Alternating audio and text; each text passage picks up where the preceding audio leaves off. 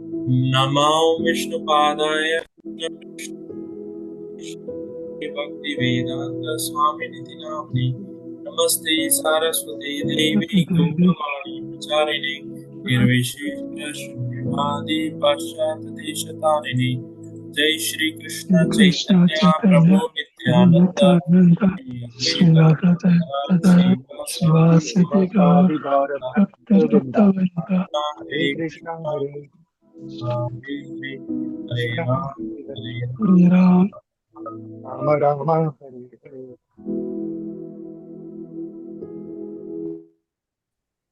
So let us see who has a sharp memory to remember what we discussed in last session 3 weeks back. So anyone would like to share? Let us have a memory test today.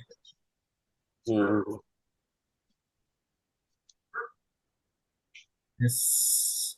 Nivedita Yes. ji, do you remember? Yes, Prabhuji, a little bit. Hare Krishna, everyone. Hope you all had a great Janmashtami. We did chapter 5, verse 1 and 2, and the starting conversation was all about what is the difference in the karma yoga that we understood in chapter number 3 and the karma in Krishna consciousness in chapter number 5. And we had some good uh, expressions by all the fellow devotees. Then we also discussed about that why Arjun was confused. What was he asking Krishna, that should he renounce the world, should he not? And I think that helped us also clarify some things, as Krishna answered Arjun, that there are some problems and miseries that we all face. But if we put Krishna in the center of everything, and we leverage the knowledge that we have acquired through our gurus to distinguish the us taking the right action, we can progress in our spiritual journey. I'm summarizing in short, but I think there were many good key points shared by Deepak Bhaiya and Ruchira, which we all can look at the notes. But at high level, yeah, this was my key takeaway. All right. So you have used WhatsApp memory. I have used a little bit WhatsApp memory, yes. Okay. Yes. Anyone else would like to showcase their memory power? What we discussed 3 weeks back. What what we discussed in the session. Anyone would like to recall?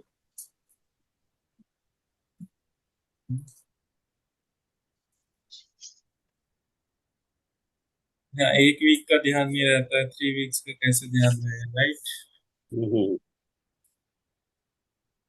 So yes, we discussed the 5th chapter of Bhagavad Gita, as rightly mentioned, first and second verse of 5th chapter, in which Arjuna, he took up a question in front of Krishna, that earlier you were asking me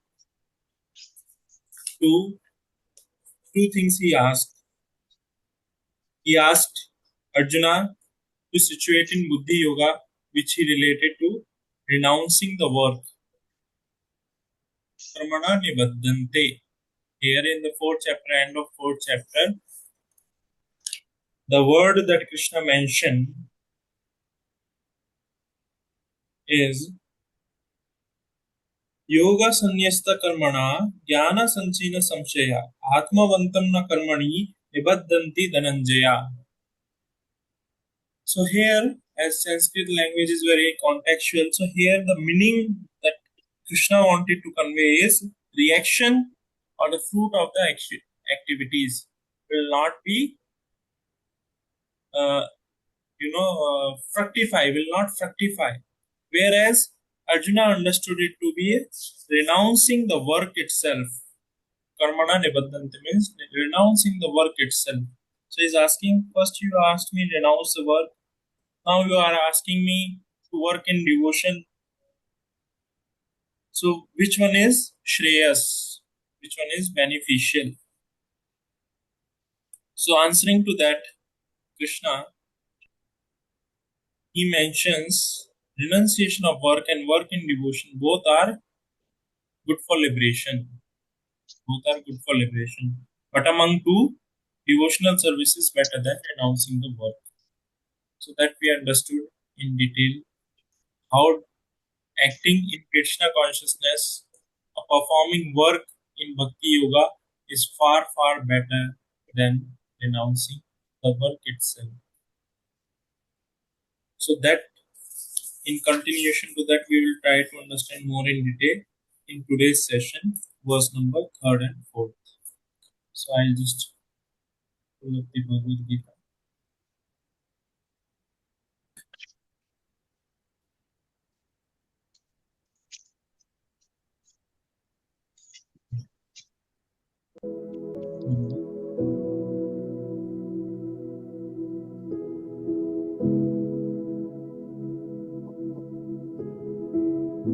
All of you, please join me in chanting the shloka. Niyasa nitya sannyasi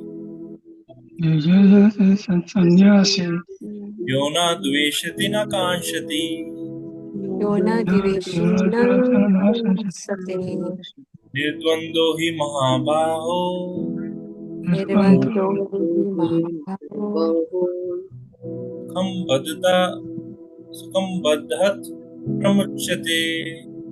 sukham bandhat pramuchyate. Is anyone trying to chant the shloka?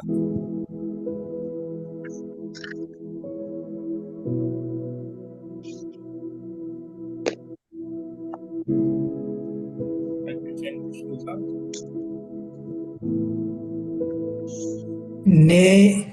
नेय स नित्य सन्यासी यो न द्वेष्टि न कांक्षति निर्द्वन्द्वो हि महाबाहो सुखं बन्धात् प्रमुच्यते. Yes, anyone else? नेहा स नित्य सन्यासी यो न द्वेष्टि न कांक्षति निर्बन्धो हि महाबाहो सुखं बन्धत् प्रमुच्यते. Yes, anyone else? यह स नित्य सन्यासी जन्म तेष्टि न कांक्षति निर्द्वंद्व हि महाबाहो सुखं बंधत् प्रमुच्यते. Wonderful. Yes, anyone else? ज्ञेयः स नित्य सन्यासी यो न द्वेष्टि न कंकसति निर्बन्धो हि महाबाहो सुखं बन्धत् प्रमुच्यते. Wonderful. Yes, anyone else? यः स नित्य सन्न्यासी यो न दृष्टे न काञ्चति निर्द्वन्द्वो हि महाबाहो सुखं बन्धत् परमुच्यते. Yes, anyone else? We'll read the translation.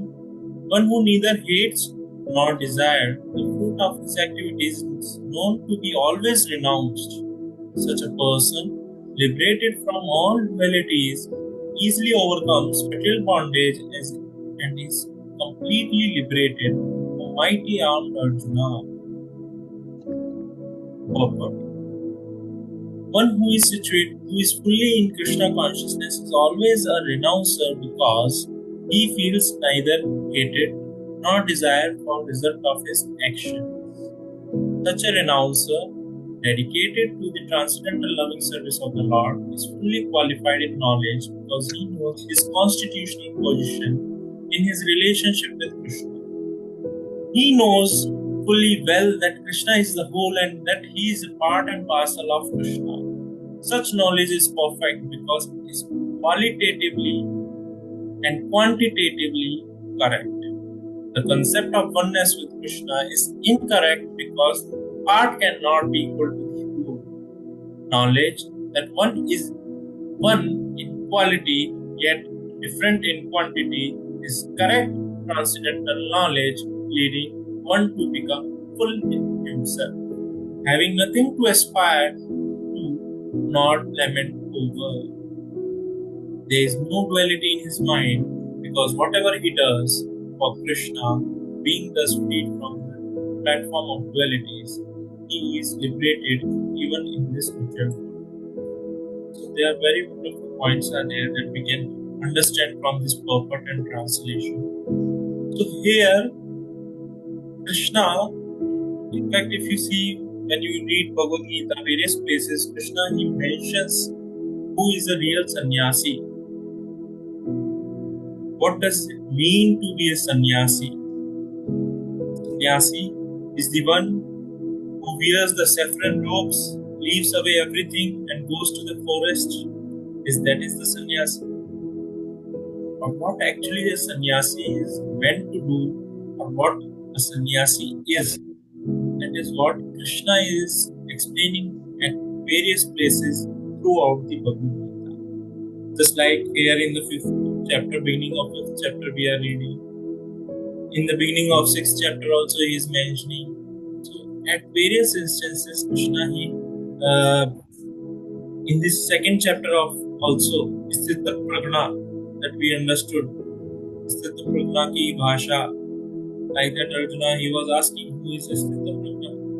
So those are the symptoms of a sannyasi. So that all various places Krishna is mentioning about a person who is a real sannyasi. Sannyasi is not just by some saffron robes or by the dress. It is by the consciousness, by the state of mind that he is having. So based on that, a person is understood to be a sannyasi or an announcer. So who is that? That Krishna is explaining here. One who neither hates nor desires the fruits of his activities. Neither hates nor desire. Na dueshati na kanshati. Duesha means having envy or hating that. Many a times, sometimes we do some activity, some work we have done, but result is not in our favor. Suppose you are there, you have applied for a job interview, but result is not in your favor. We could not get that selection or something like that. So what will happen? We'll start hating that thing. We will start hating that thing. If we are not able to attain something at one point of time, what will happen? We will start hating that object itself for which we were desiring to hanker. We were so much after the object. If we could not attain or procure that object, what will happen? We will start developing a hate towards that object.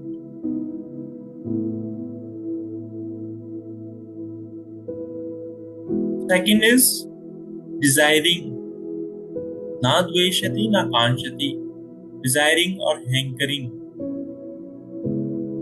When we do an activity, any action we perform, we always hanker after the fruit, after the outcome or the result that we are going to derive or that we are going to have by performing so and so activity.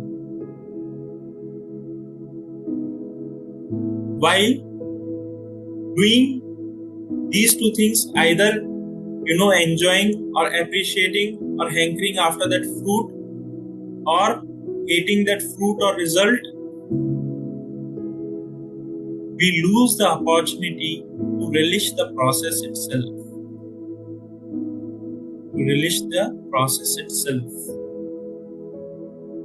So that is one thing.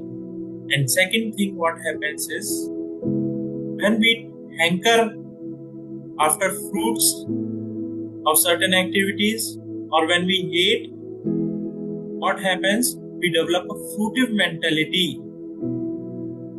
And what is that fruitive mentality?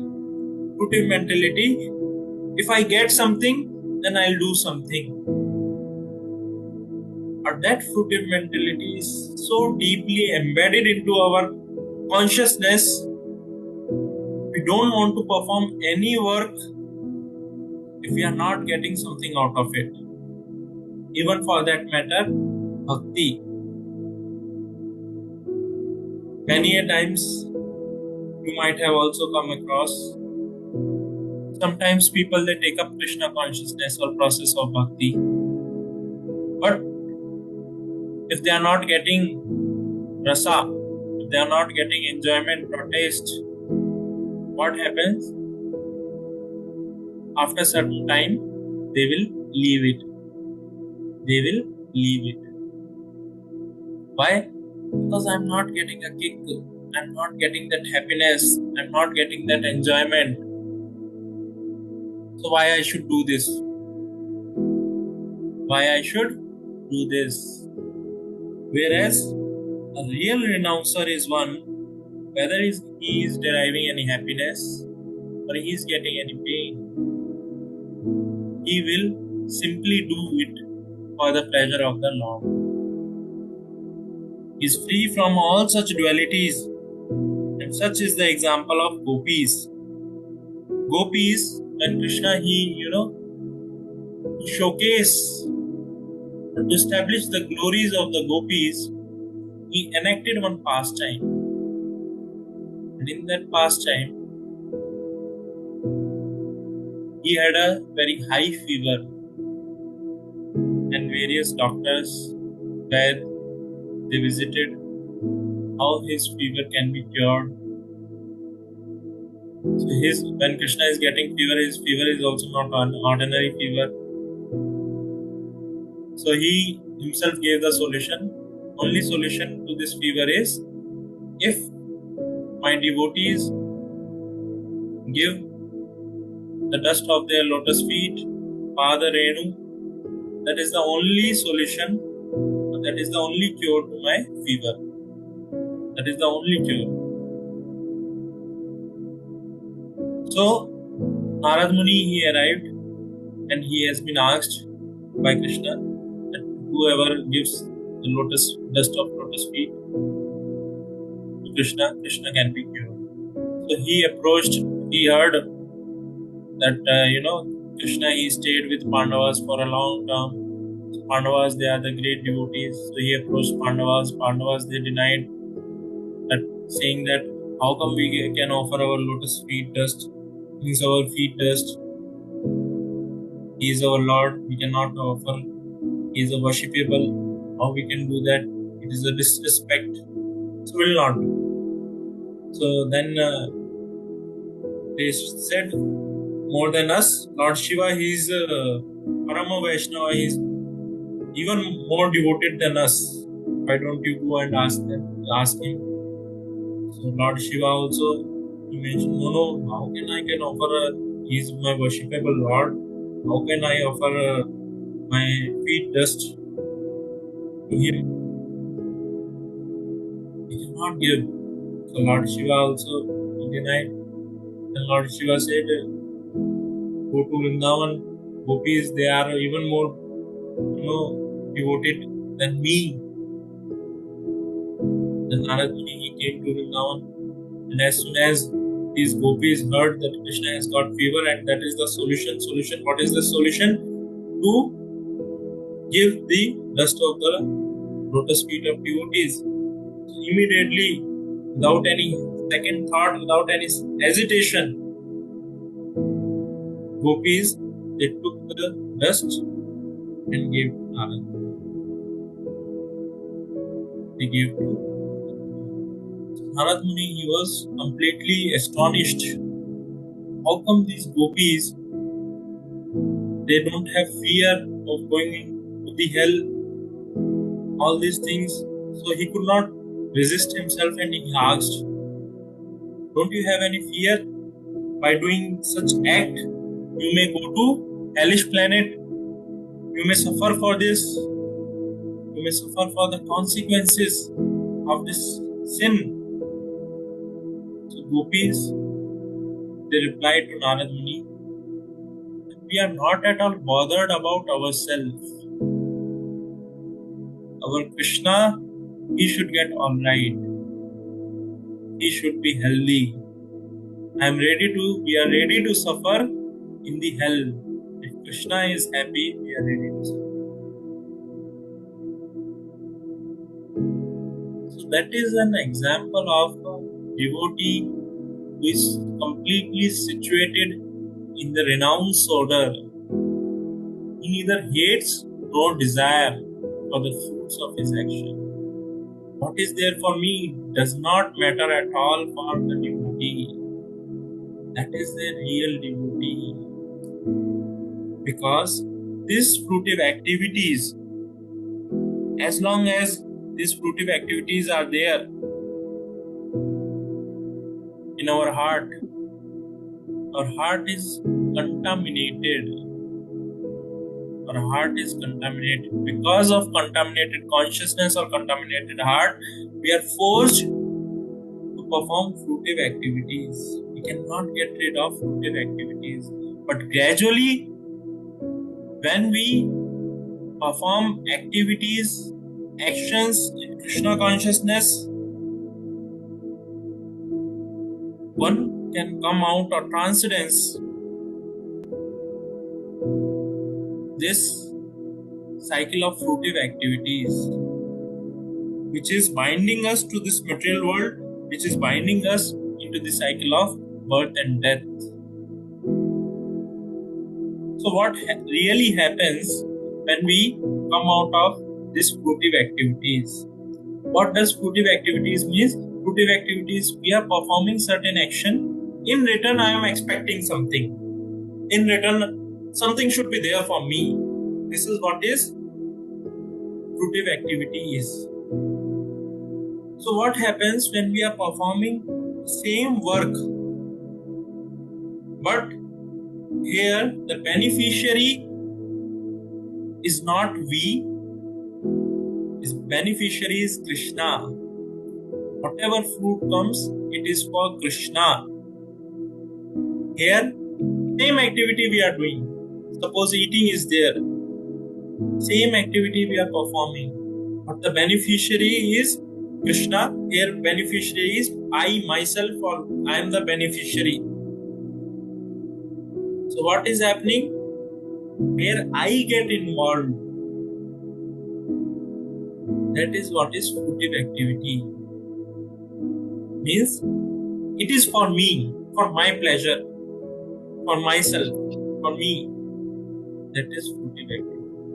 Whereas when we are performing certain work or certain action, we are completely aware it is for Krishna, beneficiary is Krishna. As a prasadam or as his mercy or as a blessings, we may derive something out of it, but beneficiary is Krishna. So what is happening? We are getting free from this tendency of fruitive action or fruitive work.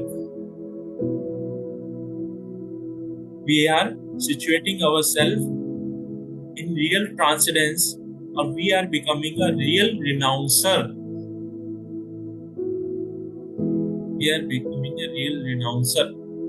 And here, very nice line Prabhupada has mentioned, such a renouncer dedicated to the transcendental loving service of the Lord is fully qualified in knowledge because he knows his constitutional position in relationship with Krishna.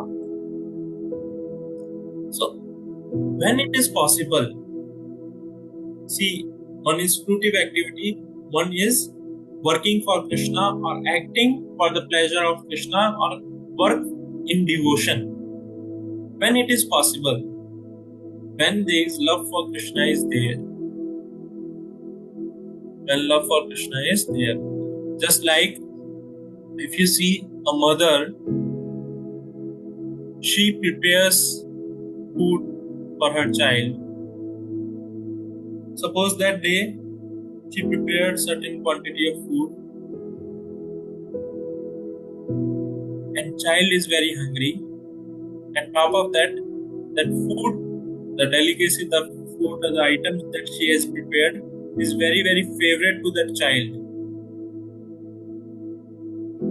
So even though she has prepared food for herself and for the child, without any second thought, she will give the entire food to the child because the child is hungry also, and that is the favorite food of her child. Why? Because there is love is there, affection is there, mother is having that affection and love towards the child. Same way, in our life we can make Krishna be the beneficiary of all the activities, it is possible only when there is a love for Krishna. And how love can be revived? Love can be revived by chanting his holy name. Golokera prema dhana, Hari Nama Sankirtana. We can acquire this currency of love for Krishna by chanting the holy name. First thing. Second way is by knowing Krishna, we can acquire love for him.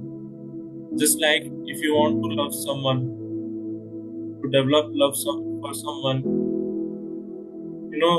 you are very much interested to know that person, in and out of that person. If you have love for someone or you want to develop love for that person, you will be very much interested to know about that person in detail. Each and every minute detail you would like to know. So same thing when we read scriptures. So what is happening through these scriptures, through Bhagavad Gita, what we are getting to know is about Krishna, who Krishna is,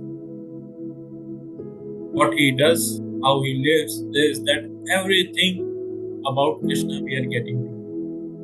And along with that, we develop an understanding or knowledge, what is our relationship with him. What is our relationship with him? We get to know our constitutional position also. And what is that constitutional position? What is that relationship that we have with Krishna?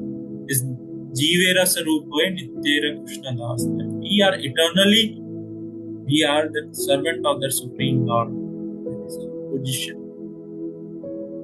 So then what happens when we know, just like I don't know in real life, but in movies also you might have seen, when a mother, she has given birth to a child, that child due to some reason got separated, but after 10 years, 15 years, that mother is meeting the child, immediately that love and affection comes out of her heart. Even for that matter, child also experiences the love and affection. So same way, when we can understand this constitutional position or what relationship that we have with Krishna, how? By chanting the holy name of Krishna, Hare Krishna, Krishna Krishna, Hare Hare, Hare Ram, Ram Ram, Hare Hare. So what is happening? We are reviving our relationship with Krishna. Reviving relationship with Krishna means, relationship means what? Love is involved. There is some loving exchanges are there. And when relationship is getting developed, so what is happening? Who is becoming the beneficiary? Krishna is becoming the beneficiary of all our activities. In a relationship, another person is the beneficiary, not you. Krishna becomes the beneficiary of all our activities. And that action is free from all kinds of fruits. That is the action any person who performs is known as renouncer. That is the real sannyasi. Now, after acquiring knowledge, we understand that yes, we are part and parcel of Krishna. That is what is transcendental knowledge. We have understood. Krishna also mentions this thing. Anyone remembers where Krishna mentioned this thing? That we are part and parcel of Krishna. The transcendental knowledge. He is sharing and mentioning that we are part and parcel of Krishna. So where he is mentioning that? Anyone?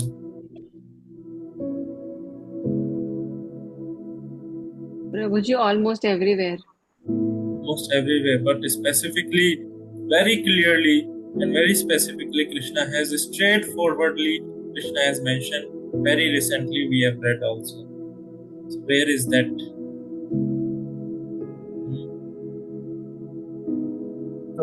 In the shloka where he says, everything emits from me. That is for the chapter of Bhagavad Gita. We have read that.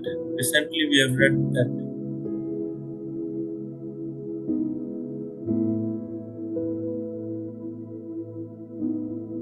Open up chapter. Yes, anyone could find out?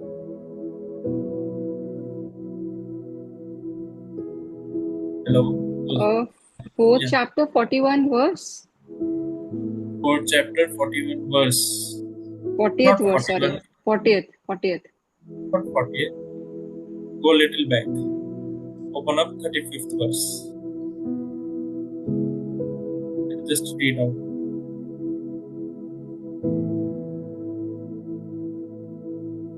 35th. Please read out. You are on mute, I guess. Please read out for us.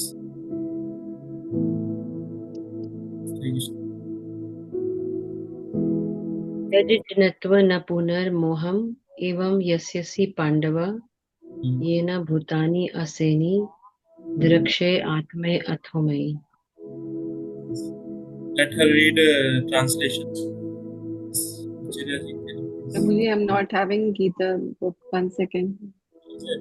I'm opening it on the ebook. Right. It is in that shloka where he's saying everything emits from me, that is in future, but then he says in the shloka where he says, I am the source of everything. That is aham sarvasya prabhavo matta sarvam pravartate iti That matva bhajante mam. That is in 10.8. That is later. That will come later. That's the where he's saying. That is 10.8. That will come later. Yes. 10th or 7th chapter. 10.8. Yes. 10.8. Yeah, 10.8. Matta sarvam pravartate iti matva Now, bhajante the mam. previous shloka Guna says, bhava samamita. The powers money. it says all living things are part of the supreme and are within me. That is what your reference is. All Yes. living beings are part of me, and everything is within me. 10.8, right? That one you are saying aham sarvasya prabhavo? No. There's the previous. You are saying the previous shloka, na? In 4th chapter, there is one shloka. Correct. There he says, I am the supreme, and everybody is part of me. It's within me. I am the supreme, and everything is within me. Are you referring to that shloka? Okay. Yes. Correct. So please read out 4.35 translation. I will have to do the just give me a minute. Not an issue. Anyone who has opened up that shloka, please read out. No, I'm not. And when you have thus learned the truth, you will know that all living beings are part of me, and that they are in me and are mine. Yes. So here, Krishna is clearly, very clearly, he's mentioning what is that transcendental knowledge is. We are part and parcel of Krishna.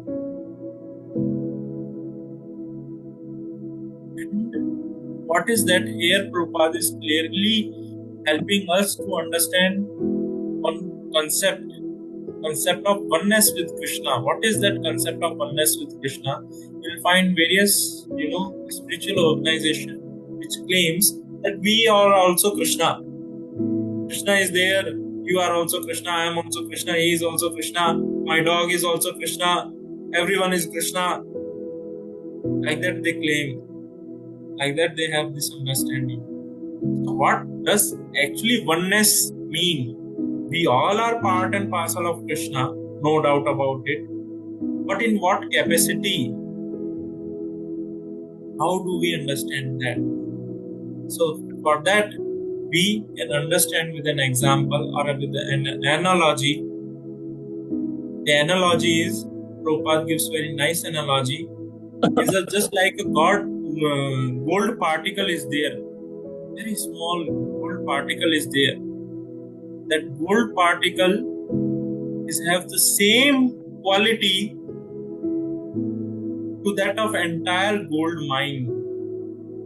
That gold mine has huge quantity of gold, and this small particle is also a particle of gold. Both this entire gold mine and this small particle of gold are same in quality, but there is a difference in quantity. There is a difference in quantity. Or there is one more example Prabhupada gives. Just like ocean is there, ocean is completely filled with salty water.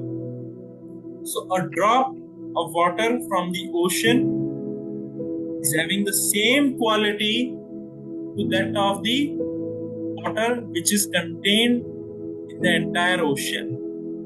Quality is same, but quantity is different. Same way, we being part and parcel of Krishna, we also have the similar quality, same quality. What is that? We are also Satchit Ananda. But we are Anu, Krishna is Vibhu, he is complete. We are just a small particle. We are just a small amsha of Krishna. That is the difference. Just like Krishna is also Satchidananda Vigraha, we are also, Brahmaji says about Krishna and in various places in his scriptures also we find Krishna is Satchidananda Vigraha, Ishvara Parama Krishna Satchidananda Vigraha, Anadir Adir Govinda, Sarva Karana Karanam. Sat means which is eternal. Chit means which is full of knowledge. Anand means which is full of bliss, of pleasure or happiness. If you see, same nature we are having. Whatever we do in our life, we seek for permanency or permanent things or eternity. Suppose I want to get a job. With what mindset I'll get a job? I want to have a job permanently. The job should stay with me for permanent. Or this house, whatever I am constructing, it should be permanent. It should be there. So we want everything to be permanent. Tat, Chit, knowledge. We have a tendency to acquire knowledge. We hanker after knowledge. Entire this YouTube, social media industry, billions and billions of dollars industry it is. Facebook, Instagram. Why they are there in the market? Because of our tendency to acquire knowledge. Always we want to know something, want to know more and more and more. That is our chit, shakti, to acquire knowledge. Krishna is full of knowledge. But we Jiva, we have a tendency to acquire knowledge. So entire social media industry is just for this tendency. And third is pleasure, ananda. And whatever work we are doing, it's just simply we are doing for getting pleasure, ananda. Whether it may be eating, sleeping, this, that, whatever activity it may be, simply we are doing for ananda. So, a person who works for Krishna, he is completely free from all kind of duality. He is free from good or bad, right or something which is not right, moral, immoral. He is completely above all these things. Just like during Mahabharat war, Krishna asked Yudhishthir Maharaj to tell a lie. Whereas with Arjuna, various instances, he asked to Arjuna perform immoral acts. and he performed without any second thought. So that is the difference. A person who is in real renunciation, or a person who is situated in purely in Krishna consciousness, or a person who is situated on his constitutional position, he is free from all kinds of dualities. For him, what is the scale to measure? The scale to measure is whether this thing pleases Krishna or not, whether my Lord Krishna is satisfied or not by doing this activity. This is what is the scale he carries to measure. That is what is work in devotion is. Move to the next verse. Sankhya yoga prathak bala प्रवदन्ति न पंडितः एकमपि अस्थितः सम्यग् उभयोर्विन्दते फलम्. Translation: Only the ignorant speak of karma yoga and devotional service as being different from the analytical study of the material world. Sankhya. Those who are actually learned say that he who applies himself well to one of these paths achieves the result of both. Purport. The aim of the analytical study of the material world is to find the soul of existence. The soul of material world is Vishnu, or the super soul. Devotional service of the Lord entails service to the super soul. One process is to find the root of the tree, and next is to water the root. The real student of Sankhya philosophy finds the root of the material world, Vishnu, and then in perfect knowledge engages himself in the service of Lord. Therefore, in the essence, there is no difference between the two because the aim of both is Vishnu. Those who do not know the ultimate end say that the purpose of Sankhya and Karma are not the same. But one who is learned knows the unifying aim in these different processes.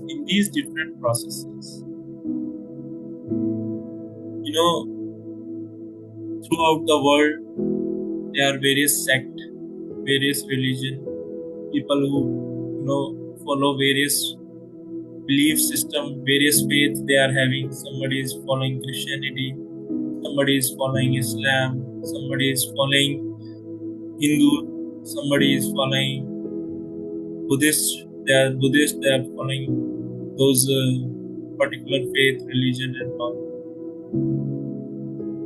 So what happens? And we see now and then encounter fights are happening. All those things, their difference of opinion are there. All those things are there. But if you see, there is a very beautiful element among all the religion, even though there are a lot of differences. There is one unifying factor is there among all the religions. If a person is sincerely follows the teaching of that particular religion, authentic or bona fide teachings. Nowadays, if you see the teachings and the authenticity of those teachings has been lost somewhere because of various interpretators. They have interpreted those teachings in different way, which play around with the faith of the people, or in a way they cheat the people with the misinterpretation.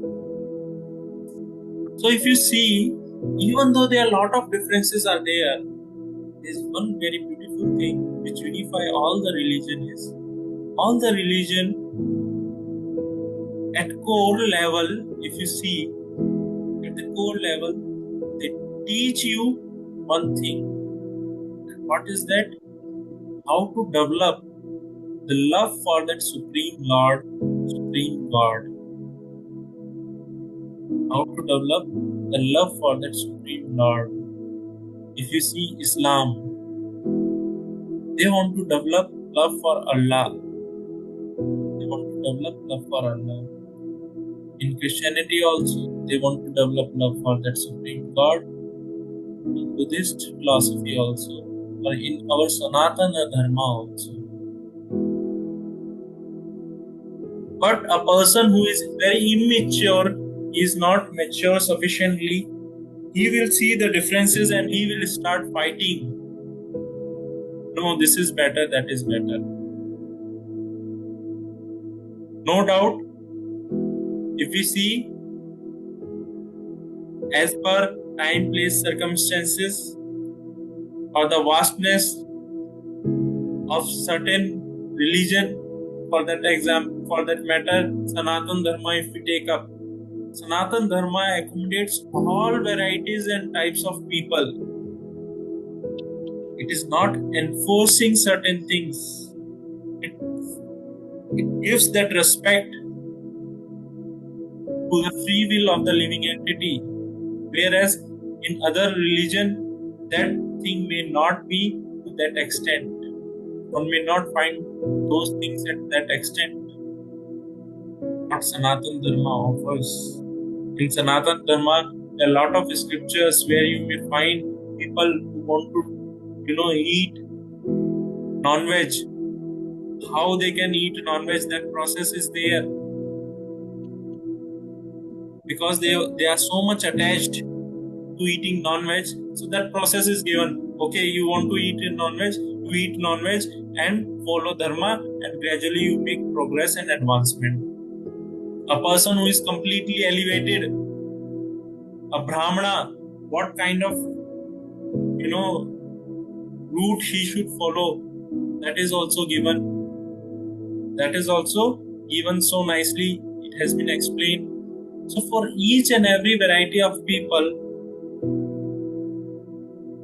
what he should do, what he should not do, how he should make his advancement, make his progress spiritually, that path has been well defined.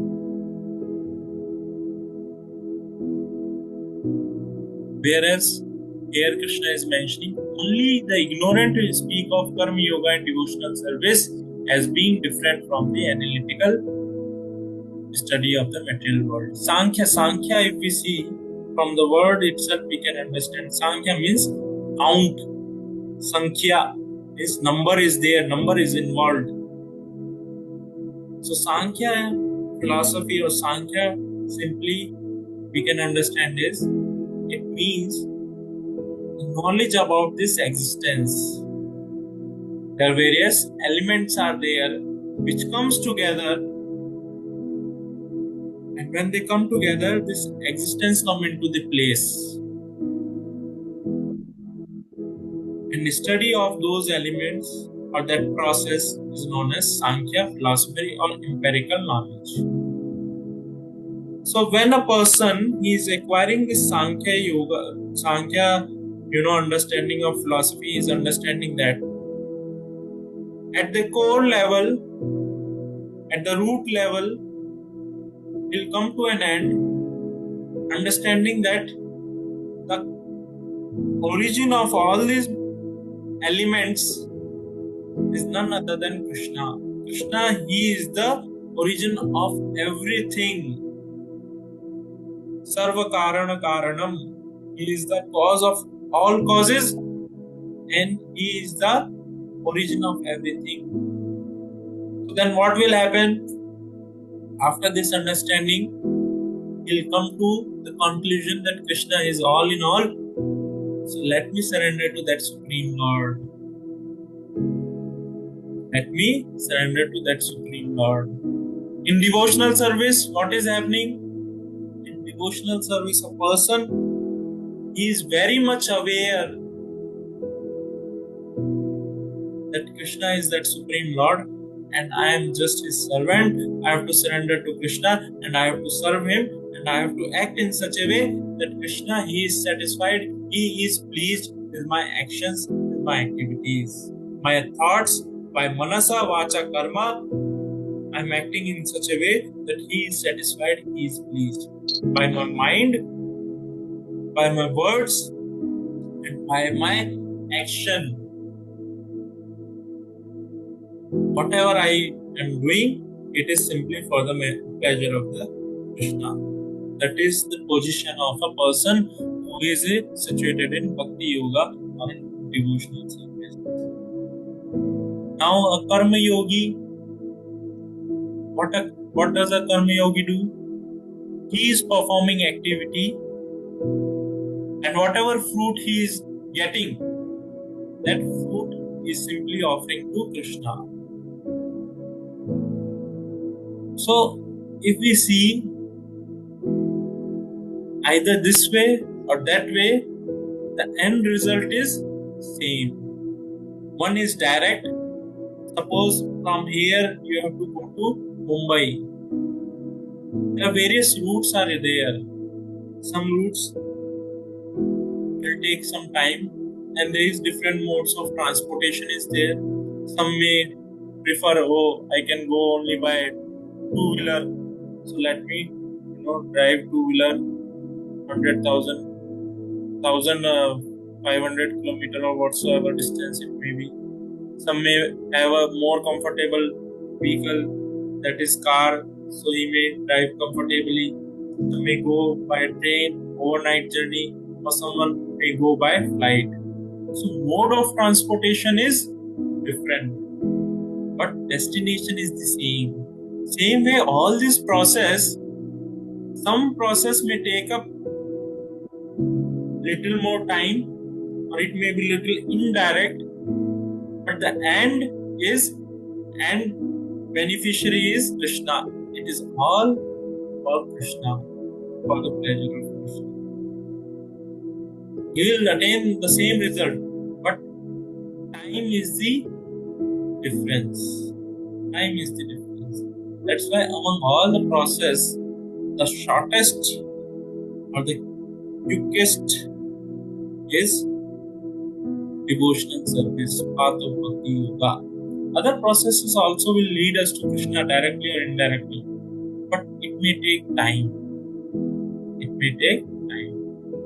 So a real sannyasi is the one who is completely situated in the knowledge, and he is acting simply whatever actions he is doing. His actions are simply meant for the pleasure of Krishna. The beneficiary of his action is Krishna, and he is very well aware. What is that? That nothing belongs to me. There is a very famous saying in Hindi. क्या लाए थे क्या ले जाएंगे? Nothing belongs to us. So when nothing belongs to you, how you can be a owner to renounce something? If you own something, then only you can renounce.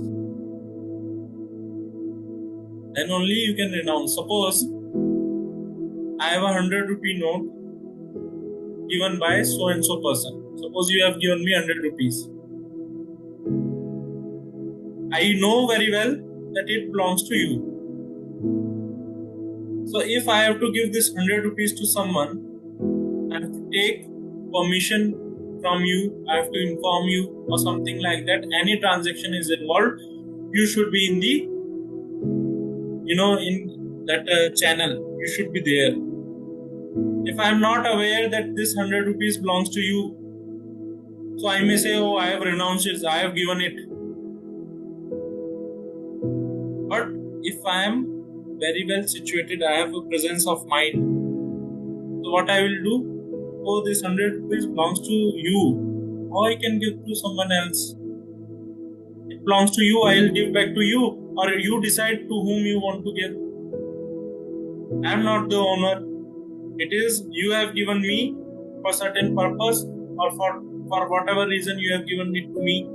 But I am very well aware this 100 rupees does not belong to me, it belongs to you. Same way, when we develop this understanding that everything belongs to Krishna, whether our body, our intelligence, our ability to perform certain actions, the water we drink, the oxygen that we breathe, the sunlight that we get, everything belongs to Krishna.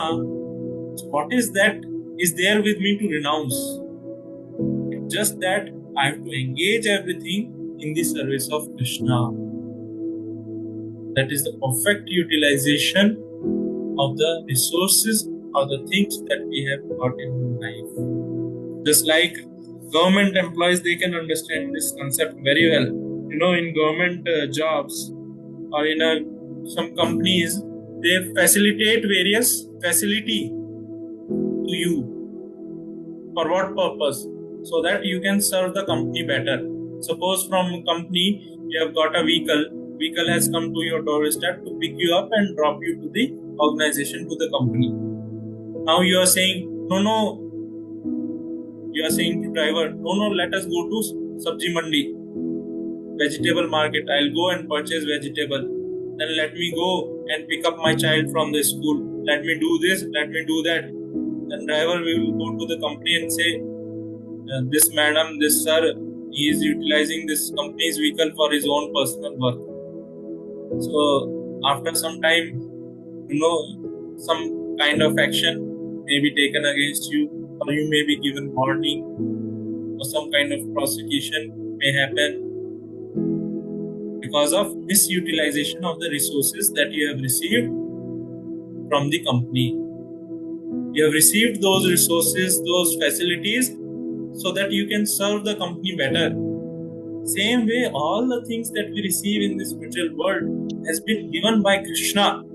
So if we engage those same resources in the service of Krishna, Krishna be the beneficiary of all those resources, all those fruits. So that makes the process complete. And that person is a real sannyasi, a real renouncer. So with this, we'll end here. Anyone has any questions or anything to ask or share, please feel free to share or ask. Yes. Any questions? Prabhuji, Hare Krishna, Dharma Pranam. Yeah, please. Prabhuji, in this the last shloka where we talked about two parts. One is the Sankhya Yoga and the devotional service. Mm-hmm. Right? Karam Yoga and the devotional service. We talked about that two parts, no? Two ways to reach to. Yeah. Okay. Now there's some people who believe only in karma. They don't believe in devotional service. They say God never exists. They say the karma does exist. So is it this shloka in line with their realization that they are on the Karam Yoga but not admitting their devotional existence? A. B. Of the Yeah. two, Mm-hmm. of the two, devotional service is considered to be better than the Karam Yoga, the yoga. Mm-hmm. But Yes. in devotional service, you have to do a lot of practice, a lot of sacrifices, like you have to follow 4 niyams or something, or the Harinam Jap, other things. But in Karam Yoga, you say, I don't follow anything. Let me follow my karma. So in that sense, how can we practically be very close to the devotional service? That's the actual question. Yes. So very nice question. So first thing is, people in general who are working, they understand the work that they are performing is karma yoga. And second thing about devotional service and karma yoga. So first we'll understand this thing. There is a very misconception is there in the people's mind. What is that? There is a difference between performing work or doing karma or karma yoga.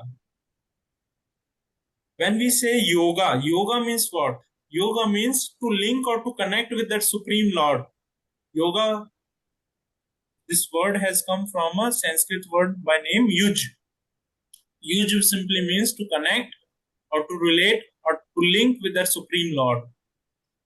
So the work or the actions that help me to link or to connect with that Supreme Lord is known as Karma Yoga. Not every work that I may do is Karma Yoga. If we see, for that matter, terrorist is also working. He's working on day and night, very hard working. Can we say he's doing Karma Yoga? He say, no, I am doing my Karma Yoga. Don't disturb me. Don't ask me to do bhakti or this or that. I am doing my Karma Yoga. No. How come he can say he's Karma Yoga? Karma Yoga means the work which help us to connect with that Supreme Lord. So we have to see the work that I am doing, how it is related with Krishna, or how Krishna is going to get benefit, or how my relationship with Krishna is going to get established through this work. If it is getting, then it is known as Karma Yoga. Otherwise, it is simply work I am doing. It's simply karma. I am a karmi. Karmi means whatever work I am doing, it is for myself. It has nothing to do with Krishna. It has nothing to do in developing relationship with Krishna. There is no relation like that. Karmi means it is simply for myself, for me, and me alone. That me can be extended self also. Means extended self in the sense for me, for my family, for my society, for my nation. That is known as extended self. But it is only for self. Yoga means it is for the Supreme Lord. In connection with Supreme Lord or for Supreme Lord, or it helps us to develop that relationship with that Supreme Lord. So that is the difference between performing karma or karma yoga. That is the difference. So here if we see Krishna is in the Bhagavad Gita is talking about karma yoga, or the work which help us to develop that relationship with Krishna. So that is the thing. Now in bhakti or in devotional service and in karma yoga, there is a fine line difference is there. There is a fine line difference. What is the difference? Suppose now you are working. You are a salaried person. You are getting salary. You are working. So in karma yoga, you are working just like you are working for a bank, right? So what is happening? You are getting at the end of the month, you are withdrawing certain salary from the bank. So that is the fruit of it, right? Of your work. And that fruit, when you offer to Krishna, that salary, when you offer to Krishna, that becomes karma yoga. There are three cases. One is you are keeping that salary completely for yourself or for your family, for your nation, society. You are utilizing in that way. That is known as simply karma or a karmi. Now, you offer that salary to Krishna, that fruit to Krishna, so you become a karma yogi. It is known as karma yoga because that salary, the fruit has been utilized for the pleasure of the Krishna, or it is going to help you to develop relationship with Krishna. So you are now karma yogi. This third instance, what is that? The work that you are doing is directly for Krishna. You are not working with bank. You are working for Krishna. You are doing Krishna's work. And whatever fruit is coming is also for Krishna. You are doing work for Krishna. You are not working for someone else when withdrawing some salary and giving to Krishna. No. Whatever work you are doing work for Krishna only. That is known as Bhakti Yoga, or work in devotional service, or work in devotion. That is purely Bhakti Yoga, because whatever work we are doing is simply directly for Krishna. Our mind intelligence, everything is engaged for Krishna. Here our mind intelligence is either engaged for myself, or some portion of it, or some portion of the fruit that I am getting is offered to Krishna. So this is the difference between these three terms. Hope this helps you to understand. Yes, Prabhuji, it's very clear. Now, this is where the question that you had raised in the last 3 weeks figure. What is the difference in Karam Yoga and the Karam Yogi? आपने यही पूछा था ना कि इन दोनों में फर्क क्या है? यही क्वेश्चन था ना, तो लास्ट में हमने छोड़ा था. So everything which is on the center of Krishna, when everything is done keeping Krishna in the center, that is Karam Yoga. And when it is done for the self-pity, then it's Karmi. And when you come directly to it, it's devotional. Yes, that is devotional service. Correct. Yes. Thank you, Hare Prabhuji. Krishna, Prabhuji. Yes. So with that understanding, so all of us, most of us, we are engaged into karma only and trying to cross over to karma yoga.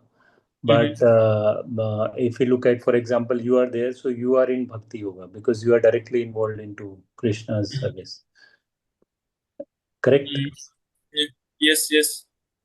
So, how one is going to move to that stage? Because ultimately, then people who are engaged directly into service of Krishna. Mhm. So ultimately, that that is the destination, right? Correct. So Yes, got your that will question. be the faster way of reaching Krishna. Yes, that will be a faster way to reach Krishna. Correct. Okay.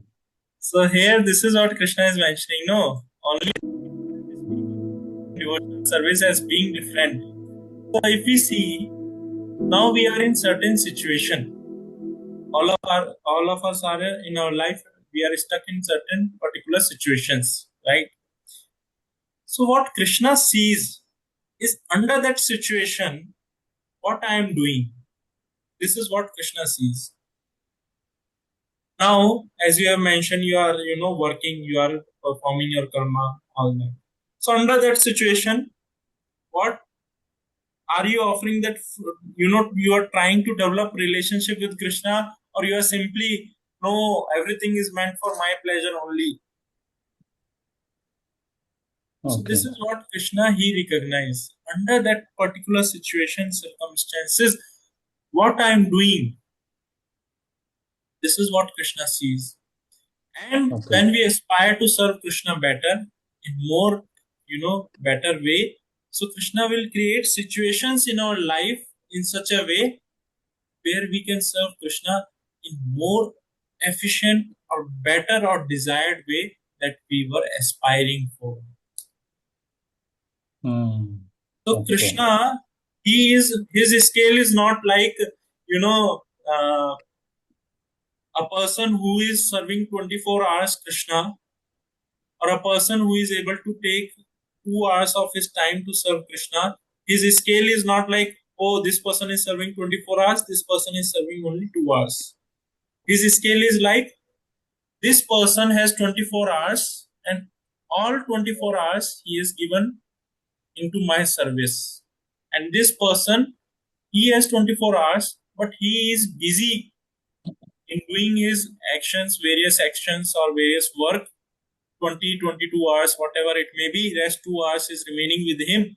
And those 2 hours he is utilizing in serving me. And the work that he has performed for rest 20, 22 hours, result of that also he is offering to me. So both are same.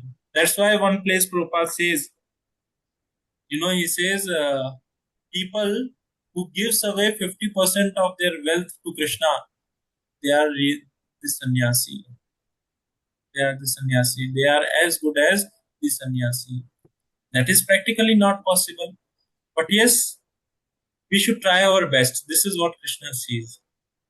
This is what, just like if you see the example of Sudama and Yudhishthir Maharaj, Sudama could have, you know, uh, afford only 3 morsels of rice to offer to Krishna. So how he is equating? Everything that Sudama had is 3 morsels of rice. Now Krishna, his equation is, what I have this three planetary system, and this is what I have. This is what I have, everything. So everything equals to everything. That magnitude is not worried. Magnitude is 3 morsels rice. Here magnitude is entire three world. So he's not worried about the magnitude. He is seeing the everything equals to everything. 10% equals to 10%. His 10% is equals to my 10%. His 10, what is Krishna's 10%? This is what he equates. So in whatever situation we may be, you may be in family life, working. So how you serve Krishna? I am, so for example, I am serving, I have dedicated my life. So how I am serving Krishna? So it all depends in what situation, how we serve or utilize that situation for the pleasure of the Lord, for serving Krishna. This is what matters for Krishna, not the result. He is not worried about the magnitude. He is worried about, or what he sees. He is not at all worried, first of all. What he sees really is the uh, not the magnitude, but what we have, what we hold for ourselves, and what we offer to Krishna. This is what he sees.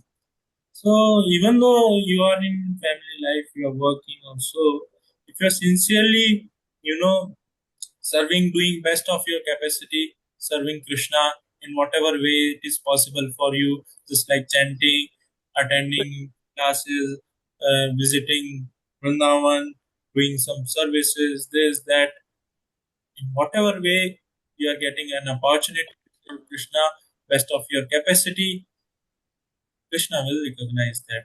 And yes, if we are aspiring to serve Krishna more better, in better way, you will see over a period of time, Krishna will arrange situations in your life in such a way you will be able to serve Krishna more efficiently in a more better way. Yes. Anyone has any other question? Thank you, Prabhuji. Anything Hare coming Krishna. up for Vara Jayanti? Yes. Anything which is coming up for Vara Jayanti, 25th of August? Yes, Vara Jayanti is, I think, on 2nd of September, right? Am I saying on 25th of August? I Hmm? don't know. 25th of August. 25th of August. Mahadwadashi, no? Mahadwadashi. Let me check once. No, Varadwadashi. 25th August is tomorrow only. It cannot be Dvachi, no? Vara is, I think, 2nd of August. Okay, that is Vaman. Sorry. Yes, yes. Vara is before Radhashtami. Vaman is after Radhashtami. Yes. So Vara is correct. I think it's on 25th, right? Tomorrow? 25th. Yes. All right. So yes, it's a great opportunity to remember Varadev and his pastimes. So that Prabhuji, pastimes. any shloka from Srimad Bhagavatam to be read? Some set of books or something to be read on Vara Jayanti from the books, or So for offering that Mhm. we can do for Vara, Lord, the Lord Vara. Anything we can do the offering in house for Lord, the Lord Vara, or some reading of books for Vara. Yes, there is a Vara pastime is there. I think it's there in third canto. Yeah, third canto of Bhagavatam. That Vara pastime is there. You can message me. I'll share the Vara pastime. You can read out that pastime, and as a offering, yes, you can do more chanting. You can whatever we can do. Lot of things we can do actually. We can do chanting. I think there will be fasting also. I'll check once if fasting is there. I'll share that. So you can do fasting, chanting. You can do. You can prepare various offerings. You can read the pastimes. Lot of things you can do for Varadeva. So we should pray. We can offer our prayers just like He has lifted the Mother Earth from the Garbhodaka ocean. So may that Lord Varadev lift our consciousness from the deep ignorance and establish our consciousness in the proper, that is known as Krishna consciousness. May He lift our consciousness. Like that, we can offer our prayers also. So, a lot of things we can do in Krishna consciousness. There are a lot of varieties. There is no end of engagement. Prabhupada says, if you sing, you dance, you do the kirtan. If you are tired, you take prasadam. If you are not getting interest, read philosophy. If you are not getting, do something else, do something else. There is no end. You can do lot of things. So like that you can do. And next week is the Radhashmi, 31st of August. That is Sunday. So I request all of you can plan to participate in Radhashtami festival. You can plan a visit to Vrindavan, and because that is Sunday, so I'll be taking a session on Saturday. I don't want to skip, so I'll have a session on Saturday. Hope that will be okay with all of you because already we have missed 2 sessions. I don't want to miss sessions for you, so I'll take the session on Saturday. I just wanted to inform, and lot of preparations you can do for the Radhashtami because Krishna himself says to Narad Muni, Satyam Satyam Punah Satyam Satyam Satyam Eva Va. Vina Radha Prasade Mat Prasadena Vinishyati. Means one is telling this is the truth, this is the truth, this is the truth, this is the truth. If you tell one time this is the truth, okay, this is the truth, understood. If you tell three times, means it is very, very important. But here Krishna is mentioning four times. This is the truth, this is the truth, this is the truth, this is the truth. And what is that truth? Without the mercy of Radharani, you cannot get my mercy. You will not get Mat Prasada. So Radharani, is the one who help us to reach to Krishna very swiftly, very easily. But as soon as one takes the opportunity to serve Radharani, and we see, as soon as one starts serving Krishna, or take interest, or even for that matter, desire to serve Krishna, immediately there is a empowerment of Radharani is there. Empowerment of Radharani is there so that you can serve Krishna. Without the empowerment of Radharani, we cannot even think of Krishna. We cannot even think of Krishna. We cannot even serve Krishna. But to speak of serve, we cannot even think of Krishna. So it is whatever devotion we can get our opportunity, it is by the mercy of Radharani only it is possible. So Radha Ashtami for the devotees, Radha Ashtami is the, it's like a golden opportunity to serve Radharani, to serve Krishna, to take her shelter. By taking her shelter, if if Radharani accepts you, then Krishna cannot reject you. Radharani can have accepted you, then take in writing, Krishna cannot reject you. So we must aspire, take shelter of Radharani by pleasing her, by serving Krishna. Also, she will be pleased, and she is the most compassionate. Just like mother, if you see, whatsoever you may do, a child, he may do even, most abominable thing or some crime. Even child may, throw out the parents out of the house. But if that child goes to the mother, mother will show and pour only and only affection to the child.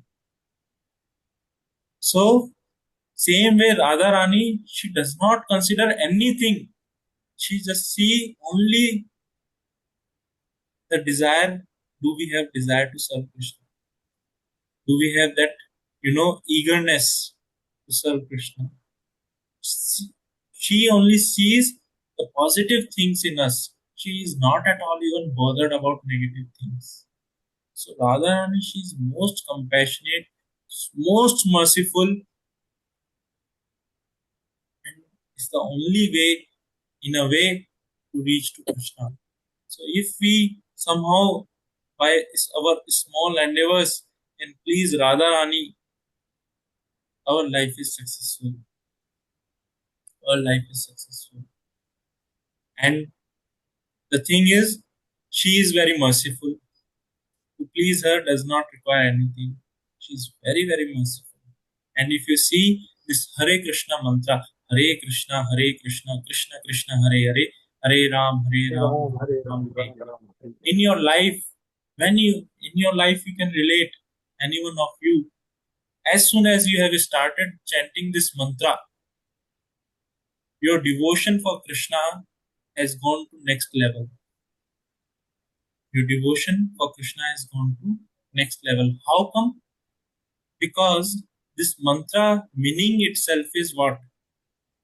Hari, if we see Hari, Hari refers to Krishna. Hari means who takes away. And Radha Rani is the one who takes away the heart of Krishna. She captures the heart of Krishna also. So she is known as Hara. One who takes away even the heart of Hari, she is known as Hara. When we in the vocative, in this mantra, this Hara is pronounced as Hare.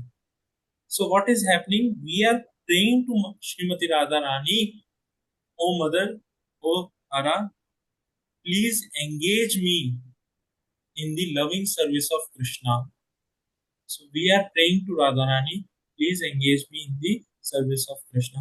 So when we start chanting this Hare Krishna mantra, so what happened? Actually, Radharani, she blesses us with the service of Krishna. She keeps keeps us under her shelter, and by that we make advancement in Krishna consciousness, or we develop our love for Krishna.